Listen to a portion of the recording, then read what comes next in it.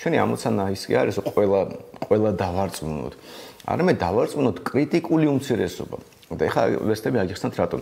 აი ზოგადად დემოკრატია არის რაღაც ეძახიან რომ ეს ხალხის მართლობა, უმრავლესობის მართლობა, რაც თავისთავად ტყუილია, უბრალოდ აი არითმეტიკული ტყუილია, იმიტომ რომ არანაირი ხალხის მართლობა როგორც ასეთი არც შეიძლება რომ არსებობდეს, იმიტომ რომ ხალხი თუ ჩვენ გულისხმობთ ყველა ადამიანს უბრალოდ ბუნებრივად არც იღებს მონაწილეობას, ვერც იღებს და არც მიიჩნევს რომ მართველი, ანუ რიგითი მოქალაქე რო გადის ქუჩაში არ მიიჩნევს რომ მაგალითად მთავრობა მისი დაქირავებული მენეჯერია და მარტივად რო თქვა კანცელარიაში კარებს ფეხით არ გააღებს და რა თუ კანცელარიაში პოლიციასაც კი არ წამოაძახებს მოდი აქეთ ჩემო მცველო ხო ანუ რაღაც ასეთი ხო ანუ გასაგებია რომ ურთიერთობა იერარქიულია და მთავრობა მართავს ამ ხალხს და არა ეს ხალხი ამ მთავრობას და ეს არის ჩვენი რაღაც სპეციფიკა ქვეყანა არ მოიძებნება სადაც ასე არის მაგრამ გარდა იმისა რომ ხალხი არ აღიქვამს აი ხალხის მართლობა ფიქცია უმრავლესობის მართლობა რო არის ეს ფიქცია იმიტომ რომ აი ავიღოთ ბოლო არჩევნები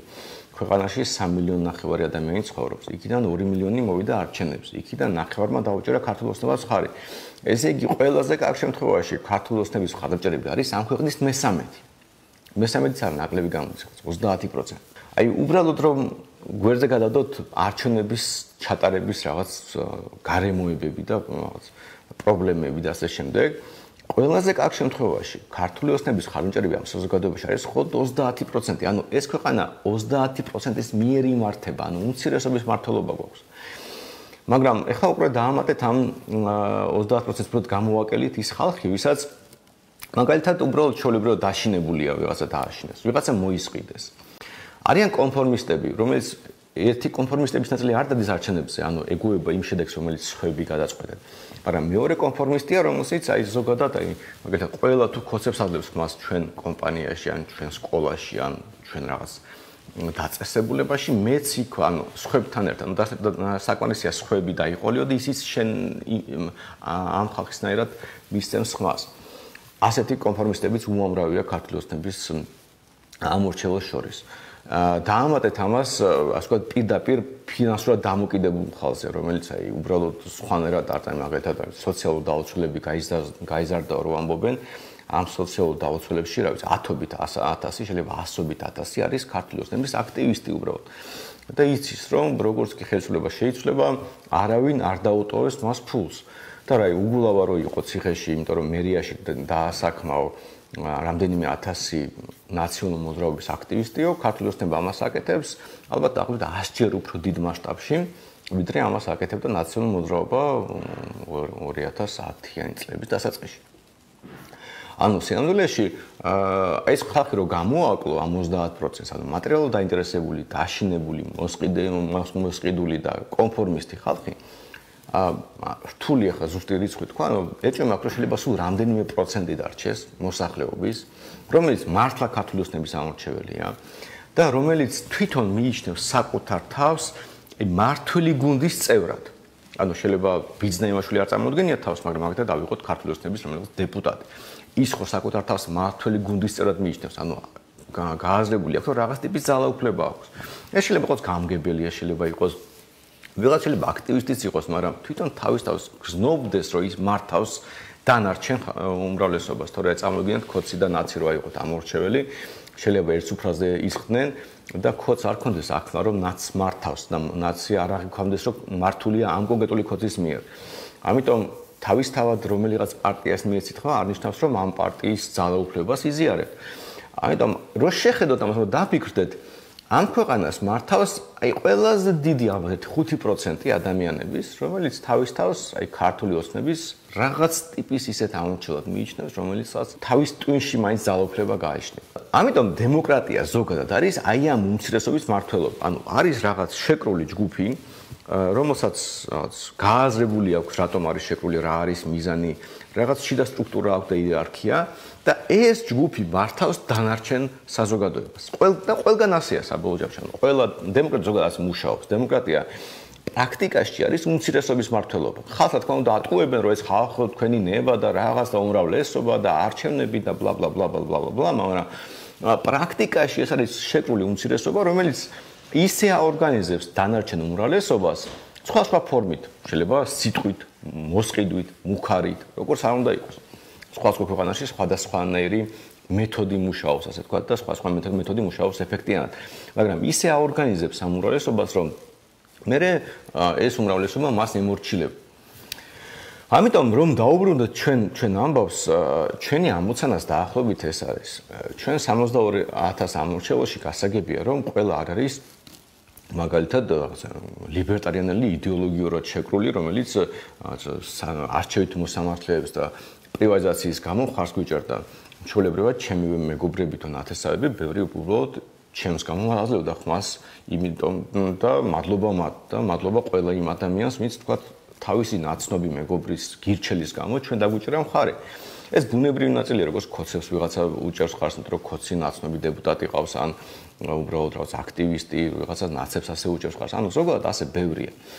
ანუ წარმოვიდგინეთ, რომ ჩვენ აი მართლა რაღაც ერთი რამდენიმე 10,000 შეკრული ადამიანები ვიყოთ, ეს შეკრული გუნდად. აი ხა ვართ მაგალითად რომ შეხედოთ, ჩვენ ყავს რაღაც უკვე იზრდება რაღაც 400-ზე მეტი თუ არ მეშლება დამფინანსებელი.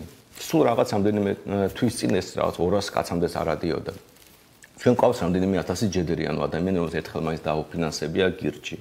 ჩვენ ყავს 30,000 კაციანი ჯგუფი, სადაც გირჩელები უმრავლესობაა, მაგრამ ყველა გირჩელი არ არის ნამდვილად. პარტიის თანამშრომლები, სათათბიროს წევრები, ანუ რაღაც ნაწილი ამ 62,000 მართლა შეკრულ ჯგუფად შეიძლება წარმოიდგინოთ, მაგრამ ეს არის ამ 62,000-ის ძალიან პატარა ნაწილი. ხოდა წარმოიდგინეთ, რომ შეკრული და დაორგანიზებული ჯგუფი იყოს არა რამდენიმე ასეული, არამედ რამდენიმე 10,000 ადამიანი, ჩვენ უბრალოდ მართველი ვიქნებოდით ამ ქვეყნის. ანუ სინამდვილეში ჩვენ რომ 30-50,000 კაცი ვიყოთ დაორგანიზებული, ეს საკმარისია, რომ ქვეყანა მართოთ. ქოცებს მეტი კი არ ეყოლებოდა. ანუ პრინციპის დონეზე მეტი არა 50 შეიძლება 100,000 ადამიანი ყავდეთ, ქოცებს მთლიანად აი ბიძნაიმაშვილიდან დაწყებული აქტივისტი დამთავრებული. მაგრამ ეს საკმარისია იმის, რომ დანარჩენი ქვეყანა მართოთ. ამიტომ ჩვენ რომ გააზრებულად მივუდგეთ ამ საკითხს, ჩვენ გვჭირდება გავზარდოთ აი ესეთი დაორგანიზებული უმცირესობა. და გვესმოდეს, რომ ზოგადად არსებობენ ადამიანები, რომელსაც ვერაფერს ვერ უშველი. აი მაგალითისთვის ავიღოთ აი მონათფლობელობა რო იყო. აი ნებისმიერ მონათფლობის ისტორიაში თქვენ ნახავთ ადამიანს, რომელსაც მონობა მოსწონდა. მონა იყო და მონობა მოსწონდა. და რომელიც ებრძოდა აჯანყებულებს, რომელიც მაგალითად თავისუფლებას ითხოვდა. იმიტომ რომ მაგალითისთვის არის სულდა ფსიქოლოგიური ფენომენია, ალბათ გინახავთ ადამიანი, რომელსაც პატარა ძალაუფლება აქვს და ამ ძალაუფლებას იყენებს, რომ აი სიამოვნებას იღებს, აი ჩაგრავს, აი შლაგბაუმს არ გიღებს მაგალითად, ან რაღაც დოკუმენტს არ გაძლევს, ხელს არ გიწევს რაღაცაზე, რომელიც აი წვრილმანია, მაგრამ აი ამით ასე ვთქვათ ასხივებს, რომ ძალაუფლება აქვს შენზე. მიუხედავად იმისა, რომ ცხოვრებაში ზოგადად სოციალურ იერარქიაში ბევრად უფრო დაბლა დგას ვიდრე შენ. ეს ძალიან გასაგები და გავრცელებული ფენომენია. იგივეა მონები, როცა თავისი პატრონის ძალაუფლების რეალიზაციას ახორციელებდნენ, როცა როცა პატრონი ბრძანებას გასცემდა, თქვა ვიღაც მოკალი ცემე და ასე შემდეგ, ამას ხომ მონააკეთებდა და თვითონაც ეს მონა გზნობდა ამ თავისი პატრონის ძალაუფლებას და ამით იღებდა სიამოვნებას. და ფაქტობრივად ამ მფლობელის ძალაუფლებასთან ახლოს ყოფნა, ამ მფლობელის ძალაუფლების გაზიარება იმდენად ღირებული იყო მისთვის, რომ მას ურჩევნოდა აი ასეთი მონაყოფილიყო, ვიდრე მოეპოვებინა თავისუფლება. და ისევ ასეთი ადამიანები ძალიან ბევრია, ანუ ბევრი ადამიანი, რომელსაც შენ ელაპარაკები, რომ იცი რა, მოდი დამოუკიდებლად ვიცხოვროთ, მოდი ჩვენ ცხოვრებას ჩვენით მივხედოთ, ჩვენი ბავშვები ჩვენით გავზარდოთ, ვიცი, ჩვენი საქმე ჩვენით განვავითაროთ. და სხვის ხარჯზე არ ვიცხოვროთ, მის თავში ეს შეიძლება არასდროს არ შევიდეს. რომც ეს აი რაღაც ანგელოზივით სილამაზით, რაღაც როგორც ანგელოზმა შეიძლება ილაპარაკო, ისეთი სილამაზით ილაპარაკო, ისეთი ლექსის ფორმა მისცე თუ როგორც სიმღერის ფორმა მისცე და აღთვალნებული დატოვო არგუმენტაციით, მაინც საბოლოო ჯამში ის თავის პატრონს დაუჭერს ხარს, მიუხედავად იმისა, რომ შენი სიმღერა მოეწონება, რამდენიმე სიმღერა რომელიც მოგწონს, მაგრამ რომლის სიტყვებს ტექსტს არ ვიზიარებთ, ან ზოგჯერ არც კი ვუსმენთ ხოლმე. დაახლოებით ასე იქნება, ესე ძალიან მოეწონება თქვენი სიმღერა, მაგრამ ხარს არ დაუჭერთ. ამიტომ გასაგები რო იყოს ეს ამბავი, ვიღაც ადამიანთა ნაწილი, აი თუნდაც გენიალური არგუმენტები მოიგონოთ. არასდროს ჩვენი ხალხჭერი არ გახდება, იმიტომ რომ არ უნდა თავისუფლება, არ აღიარებს თავისუფლებას, უნდა რომ იყოს მორჩილი, უნდა რომ ვიღაცა მართავდეს. ამით სიამოვნებასაც იღებს და არც კი იცის როგორ მიიღოს თავისუფლებისგან სიამოვნება. ასეთი ხალხი არათუ ცოტა, ასეთი ხალხი არის საზოგადოების უმრავლესობა. იმიტომ რომ საბოლოო ჯამში არანაირი სოციალური იერარქია არ იარსებებდა, საერთოდ არათუ ადამიანებს შორის, არცეთ სოციალური ცხოველები რო განვიხილოთ, ყველგან იგივე მეორდება მარტივი მიზეზის გამო. ადამიანმა რო დასვას აი უბრალოდ რომ კითხოს თავის მართვას პრემიერ-მინისტრს შენ საერთოდ ვინ ხარ ასეთი რომ მე უნდა გემორჩილებოდი ანუ კითხვა რომ დასვას რატომ გემორჩილებიო მოსახლეობის დიდი ნაწილი უბრალოდ კითხვასავდეს რატომ გემორჩილებიო აღარ იარსებებს არანაირი სოციალური იერარქია აღარ იარსებებს პოლიტიკა აღარ იარსებებს მთავრობა იმიტომ რომ უდიდესი ნაწილი ამორჩელის არ სვავს ამ კითხვას იმიტომ რომ ამორჩელის უდიდესი ნაწილი არც კი უშვებს რომ შეიძლება მორჩილი არ იყოს არც კი უშვებს რომ შეიძლება თავად იყოს ასე ვთქვათ ბატონი ამიტომაც არსებობს სოციალური იერარქია და ეს სოციალური იერარქია რა მდგრადია და საბოლოო ჯამში ჩვენი ამოცანა ანუ ადამიანების რომელსაც ეს გვესმის თუ გვესმის ეს სულ ორი ალტერნატივა გვჩება ხო ანუ ან იყო მართველი ან იყო დამოუკიდებელი ამ მთელი თამაშისგან დამოუკიდებელი ადამიანი იყო მართველობა ამ ყველაფერს ანუ ხალხი მართოთ იმ ტყუილებით იმ მეთოდებით როგორც ზოგადად იმართება პირობითად როგორც ეხლა მთავრობა მართავს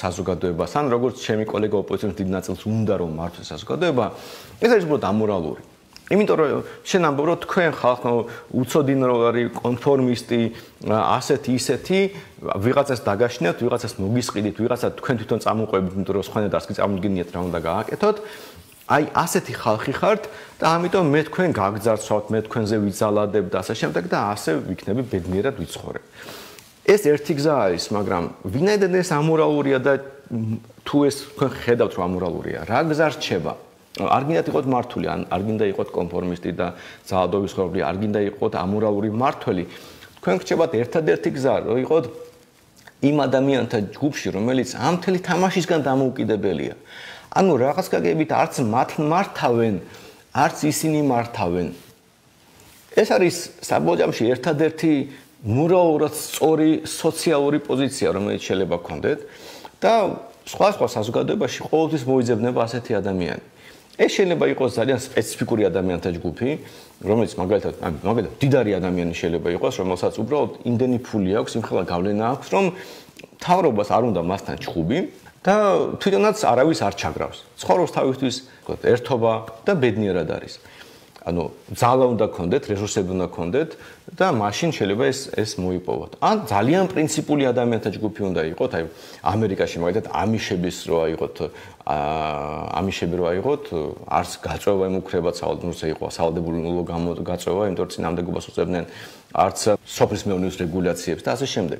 ანუ სიამოვნებაში შეკრული ჯგუფი, რომელსაც აქვს ფული, რესურსი, ერთმანეთის დაცვა შეუძლია, თუ ასე ჯგუფი ჩდება, ასე ჯგუფს უშდება შანსი, რომ არ იყოს მართული, მაგრამ თვითონაც მართვაზე არ აქვს პრეტენზია. და რო გადახედოთ ჩვენი გირჩის დაპირებებს თუ იდეებს, ყველა საბოლოო ჯამში ერთი და იგივეზეა, რომ მოდი არ ვიყოთ მართული და მოდი თავისუფლება მოვიპოვოთ, მაგრამ პრობლემა ჩვენი იდეების და დაპირებების იყო ის, რომ ჩვენ ხო ამას ყველას ვთავაზობდით. ჩვენ ხო ვთავაზობდით თელ ქვეყანას, რომ მოდი არ ვიყოთ მართული. მოდი მაგალითად ჩვენი ბავშვები ჩვენით აღზარდოთ კერძო სკოლებში. და არ ჭირდება ეს საჯარო სკოლები. მოდი ხალხს ფული ქონდეს იმისთვის, რომ სკოლაში ატაროს ბავშვი ამაზე ვიფიქროთ და თუ ბოლოს და ბოლოს ღარიბია, სიღარიბეს ვებრძოლოთ, მაგრამ აი საჯარო სკოლები არ ჭირდება და იყოს კერძო სკოლები და ჩვენით გადავწყვიტოთ, რომელ სკოლაში წავიყვანოთ, როგორ ვასწავლოთ და ასე შემდეგ, მაგრამ ეს ხო არ არის ის რაც ყველას უნდა. ვიღაცას ხო უნდა რომ ბიუროკრატმა გაზარდოს მისი ბავშვი. ვიღაცას ხო ეშინია კიდეც საკუთარ ბავშვს, რადგან შეიძლება რაღაც აი წარმოუდგენელს არ უნდა ჟღერდეს ეს. ვიღაცას უბრალოდ ეშინია საკუთარ ბავშვზე პასუხისმგებლობის აღება და არ უნდა რომ თვითონ გადაწყვიტოს როგორ სკოლაში წაიყვანოს. მას ურჩევნია რომ ბიუროკრატმა გადაწყვიტოს ეს. მაგალითად ჩვენ ვეუბნებით ხალხს, მოდით თქვენ თვითონ აერჩიეთ რომელი ფული გამოიყენოთ. გინდა დოლარი გამოიყენეთ, გინდა ოქრო გამოიყენეთ, გინდა რა ვიცი, ბიტკოინი გამოიყენეთ, გინდა რა ვიცი, ლარი გამოიყენეთ, რუსული რუბლი გამოიყენეთ. რაც გიხარდება თქვენი საქმეა. არ ჭირდება ეს რეგულაციები ეროვნული ბანკის მონოპოლია ფულის გამოშვებაზე. მაგრამ ვიღაცას ხო არ უნდა ამაზე ფიქრი, ვიღაცას ხო არ უნდა იფიქროს, რომ საინტერესოა ხა დოლარში გავყიდო ჩემი პროდუქცია, თუ ლარში გავყიდო. ბიტკოინი დავაგროვო ფული თუ ოქროთი. ვიღაცას ხო ამაზე არ უნდა ფიქრი და ამიტომ ურჩევნია რომ სხვამ გადაწყვიტოს. ვიღაცას თავის საკუთარ ჯანმრთელობაზეც კი არ უნდა პასუხისმგებლობის აღება და ურჩევნია რომ მას უთხრან, რომ თქვა რაღაც ინტენსიურობით უნდა იაროს კლინიკაში, რაღაც ანალიზები ჩააბაროს, ტესტირება გაიაროს და ასე შემდეგ და ასე შემდეგ. ბევრს სხვადასხვა ისიც კი არ უნდა. რომ არჩევნებზე 4 წელიწადში ერთხელ რომ მიდის, არჩევნებზე თვითონ მიიღოს გადაწყვეტილება. რამდენ ადამიანს დაურეკავს ამ სტუდიაში და გამოუთქვამს აზრი, რომ არსებობდეს რამე დაწესებულება, რომელიც დასჯიდა პოლიტიკოსებს, რომელიც მოიტყუებოდა. ანუ ადამიანს იმის ფიქრის კი არ უნდა 4 წელიწადში ერთხელ რომ წესიად არჩევანი მაინც გააკეთოს და პოლიტიკოსი არ ერჩოს, რომელიც იტყუება. ურჩევნია რომ ვიღაც ხვამ შეამოწმოს მის ნაცვლად პოლიტიკოსები და დასაჯოს. საბოლოო ჯამში არის ადამიანთა ჯგუფი, რომელსაც არანაირი პასუხისმგებლობის აღება არ უნდა. არ საკუთარ ცხოვრებაზე, არ საკუთარი ბავშვების ცხოვრებაზე, არც სხვის ცხოვრებაზე, არც არაფერი და ამ ადამიანებს როცა თავაზობ რომ მოდი სკოლები იყოს კერძო, მოდი ეროვნული ბანკი არ არსებობდეს და რა ფულის კიდე ისინი გამოიყენე, მოდი შენ ჯანმრთელობაზე შენით იზრუნე, მოდი, რა ვიცი, ბიზნეს რო გააკეთებ, რეგულაციები არ იყოს და შენ თვითონ იფიქრე რომ შენი პროდუქცია უსაფრთხო იყოს და თუ არ იქნება დაისჯები სასამართლოთი, რომელიც ასევე ადამიანების მიერ იქნება შედგენილი და არა ვიღაც მიერ დანიშნული და შემდეგ, ამ ადამიანს ტვინი უდუღდება უბრალოდ. ყველაზე კარგ შემთხვევაში უბრალოდ გათიშავს ამ ინფორმაციის წყაროს, ამ შემთხვევაში ტელევიზორს და გადაერთვება, იმიტომ რომ რეებს მიყვებიან ეს ხალხიო, რა უნდაო, მიაგერ მთელი ცხოვრებაო. ბიუროკრატმა გაზარდა ჩემი ბავშვი, ბიუროკრატი მკურნალობს, ბიუროკრატი მეუბნება როგორი ფული გამოიყენო, ბიუროკრატი მეუბნება როგორი ხელფასი უნდა გქონდეს, ბიუროკრატი მეუბნება სად უნდა ვიმუშაო, როგორ უნდა ვიმუშაო, თუ გამიშვებენ როგორ უნდა გამიშვან და ჩემს სიბერეზეს ბიუროკრატი ზრუნავსო. და ეს კაცი გამოდის და მეუბნება რომ ჩემით უნდა ვაკეთო ეს ყველაფერიო, ხო არ გადაერიაო და კარგ შემთხვევაში ტელევიზორს გამორთავს და გადავა სხვა რაღაცას მოусმენს. სულ შემთხვევაში იტყვის რომ გაგიჟდით თქვენ რეებს ლაპარაკობთო, ეს ანარქია იქნება და ქაოსიო. და ძალიან ცოტა ადამიანი მოისმენს ამას და ძალიან ცოტა ადამიანი კიდე ვინც მოისმენს გაიაზრებს ამას და კიდე უფრო ცოტა ადამიანს მოეწონება ეს ყველაფერი. და ამიტომ ჩვენი ამოცანა ის კი არის რომ ყველა ადამიანს დავარწმუნოთ თუ რა კარგი ყოფილა მაგალითად განათლების სამინისტროს გაუქმება. განათლების სამინისტროს გაუქმება რა თქმა უნდა ბედნიერებაა, მაგრამ ადამიანს რომელსაც არ უნდა საკუთარ ბავშვზე პასუხისმგებლობა აიღო, მისთვის განათლების სამინისტრო საჭიროა. მის ტვინშია ეს საჭირო ხა ჩემი აზრით არც მასჭირდება, მაგრამ ის ხო სხვანაირად ფიქრობს. ჩვენი და ერთადერთი სწორი მორალური ამოცანა არის რომ ვიპოვოთ ჩვენნაირი ადამიანები, ვისაც მართლა უნდა რაღაც ტიპის თავისუფლება მაინც მიიღოს. თუნდაც საკუთარ სხეულზე პასუხისმგებლობა აიღოს, რომ თვითონ თავის სხეულს რაც უკეთებს, მისი გადასაწყვეტი იყოს და სხვა არ ეოდეს. თუნდაც თავის ბავშვებზე აიღოს პასუხისმგებლობა, თუნდაც რა ვიცი, თავის კომპანიაზე აიღოს პასუხისმგებლობა. აი ესეთი ადამიანები ვიპოვოთ, ასეთი ადამიანები შევკრათ და ამ ადამიანების ინტერესების გატარებაზე ვიყოთ ორიენტირებული და არა იმ ადამიანებს ვეჩხუბოთ და ვეკამათოთ, რომელსაც უბრალოდ არ ესმის. და არა თუ არ ესმის, იმიტომ რომ შეიძლება სულელი კი არ იყოს, შეიძლება გენიალური, ვთქვათ, მხატვარი იყოს ადამიანი, მაგრამ გულის სიღრმეში ეშინოდეს ნებისმიერი პასუხისმგებლობის. და ამიტომ არა იმიტომ რომ სულელია და იდიოტია და გონება სუსტობის რაღაც ხარისხი აქვს. არა, რაღაც სფეროში შეიძლება აბსოლუტურად გენიალური ადამიანი იყოს, მაგრამ პოლიტიკურ სფეროში, ანუ სხვა ადამიანთან ძალაუფლების ურთიერთობის პროცესში სრულიად დაცლილი იყოს რაიმე ოდნავ მაინც ინიციატივით აიღოს პასუხისმგებლობა, იცხოვროს თავისუფლად. ამიტომ ის შეიძლება მთელი ცხოვრება და ბელადებს ხატავდეს და ბელადების პორტრეტებით ქონდეს გადავსებული სახლი და ხატავდეს ისე გენიალურად, რომ შეიძლება 500 წლის შემდეგ ვიღაცამ ეს პორტრეტები მილიონობით და მილიარდობით რაღაც დოლარად დღევანდელ ფასებში იყიდოს. მაგრამ მიუხედავად ამისა, სულიერად შეიძლება ამ ბელადების მონა იყოს. ამ ადამიანებს ჩვენ რაფერს ვერ აუხსნით. მაგრამ მეორე მხრივ, სანამ ჩვენ ამ ადამიანებზე დროს ხარჯავდით, ჩვენ კარგავდით დროს ჩვენ ადამიანებთან ურთიერთობის. ანუ იმის ნაცვლად რომ ჩვენიანეს ველაპარაკოთ, იმ ადამიანს ველაპარაკოთ, ვინც მართლა ჩვენთან არის და შევკრათ ეს ხალხი და ერთად ვიმოძრაოთ, ერთმანეთი დავიცვათ. სიამოვნებაში ხარჯად ვით იმ ხალხზე, რომელსაც არანაირი მომავალი არ აქვს. ანუ ისინი ნებისმიერ მართლს დაემორჩილებიან. ვინც არ უნდა იყოს მართლი, რაღაც საზოგადოებრივი ყოველთვის დაემორჩილება, რაც არ უნდა გააკეთოს ამ მართლმა. ხოლო საზოგადოების შეიძლება 60% დაემორჩილება უბრალოდ ნებისმიერ ოდნავ ადეკვატურ მართლს. ამიტომ ჩვენი ამოცანაა, რომ ის ხალხი, ვინც ჩვენიანია, ის ხალხი ვინც შეიძლება ჩვენიანი გახდეს, იმიტომ რომ სხვა მიზეზების გამო შეიძლება სხვა პროპაგანდა იქნება ეს თუ მატერიალური მიზეზები, მისი ცხოვრების პრობლემების იქნება, თუ ჩვენი თქვათ რაღაც ახსნის და კამპანიების ნაკლის გამო არ გვიპოვა. აი ეს ხალხი ვიპოვოთ და ის ხალხი ვინც უკვე ყავს, ისინი გავაერთიანოთ, მათ შორის ასე ვთქვათ გავზარდოთ ურთიერთობის ხარისხი, ერთმანეთს დავეხმაროთ, ერთმანეთის სურვილები უფრო გავითვალისწინოთ და ასე რომ შეიკრება ეს ყველაფერი, მაშინ ასე ვთქვათ რაღაც გამოვა. ჩვენი ამოცანა გირჩელები ვიპოვოთ, გირჩელები გავაერთიანოთ და ჩვენ რომ 60,000 შეკრული ადამიანი ვიყოთ, ჩვენ მართველი გუნდი ვიქნებოდეთ სინამდვილეში. ჩვენი ამოცანა აი ახლო მომავალში ეს არჩევნები მათ შორის ამიტომ უნდა გამოვიყენოთ, რომ ერთმანეთი ვიპოვოთ, უფრო გავძლიერდეთ, უფრო მეტი კავშირი გქონდეს. 200 კაცი გვაფინანსებს და ეხლა 400 გვაფინანსებს. შენებში 1000 რო დაგვაფინანსებს და 3000 რო დაგვაფინანსებს. თქვენ უბრალოდ ამას იგრძნობთ. თქვენს იგრძნობთ, იმიტომ რომ თქვენ მანქანაზე რო გირჩის ლოგო იქნება, სხვა ხალხი თქვენზე წარმოდგენით იმოძრავებს და ეს წარმოდგენა დიდი ალბათობით რაღაც მომენტში იქნება, რომ მოდი ამ ხალხს ხელი არ ვახოთ. ეს ხალხი უცნაური ხალხია. მაგრამ ეხა ერთ გირჩელს ხელი რო ვახლო, რაღაც მოხდება, ვიღაც გირჩელები მოვლენ, რაღაც შეიცვლება. და ერთ მაგალითს მოვიყვან და ამით დავასრულებ.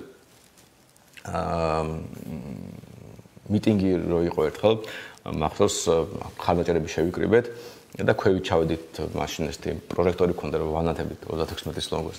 ეგ უამრავი ჩვენი ჰეითერი იყო იმ მიტინგზე, როგორც ბევრ მიტინგზე არის ხოლმე. მაგრამ ჩვენ ვიყავით ერთი, რა ვიცი, 70 კაცი მეტი არ. მაგრამ 70 კაცი ვიყავით დაორგანიზებული და ერთად ვიდექით. და მიუხედავად რომ ჰეითერები მოდიოდნენ და მიდიოდნენ, რაღაცას ხან განწყავდნენ, ხან ცდილობდნენ ხელი შეეშალათ, მიუხედავად ამისა, საბოლოო ჯამში არავინ არ ბედავდა არაფრის თქმას. იმიტომ რომ 10,000-იან მიტინგში 70 დაორგანიზებული ადამიანი ძალაა.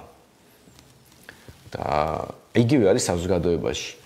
3 მილიონიან საზოგადოებაში 50,000 დაორგანიზებული ადამიანი იმხელა ძალაა, რომ 50,000 დაორგანიზებული ადამიანი არჩევნებს მოიგებს. უბრალოდ მოვიგებთ არჩევნებს, აი ის კი არა რომ რაღაც 5% გვექნება. უმრავლესობის ვიბრძოლებთ, იმიტომ რომ ის დანარჩენი კონფორმისტი უმრავლესობა უბრალოდ წამოყვება. ამიტომ ეხლა იმის ენერგიის ხარჯვა რომ მოდი ამ კონფორმისტ უმრავლესობას რაღაც აუხსნათ, უბრალოდ აზრი არ აქვს. ვიღაცა უბრალოდ დაგვინახავს, გაიგებს და წამოყვება. ის არის თავარი ადამიანი. ვიღაცა რამდენის არ უნდა გვიყუროს, მაინც რებს ვერ გაიგებს და მაინც ქოსებს გააფერადებს, ან ნაცებს გააფერადებს. ამიტომ პრიორიტეტები უნდა დავსახოთ და ის ვინც უკვე ჩვენიანია შევკრათ და ვინც შეიძლება ჩვენიანი გახდეს, ხოდ იმაზე დავხარჯოთ დრო. დანარჩენებს რავი გვისმენთ, გვიყურეთ, რაც გინდათ ისაკეთეთ, მაგრამ თქვენ თუ იმას ვერ ხვდებით, რომ თავისუფლება ღირებულია, თქვენ თუ ვერ ხვდებით, რომ თავისუფლად ცხოვრება ასწორებს, თქვენ თუ ვერ ხვდებით, რომ მთავრობის იმედად ყოფნა უბრალოდ ტეხავს. თქვენ ვერ ხვდებით, რომ თქვენი ბიზნესის სხვის ხარჯზე განვითარება, სხვისი ძარცვის ხარჯზე განვითარება არც ისე მორალურად სწორია, მაშინ არც არაფერი გვაქვს, ასე ვთქვათ, ამ კუთხით საერთო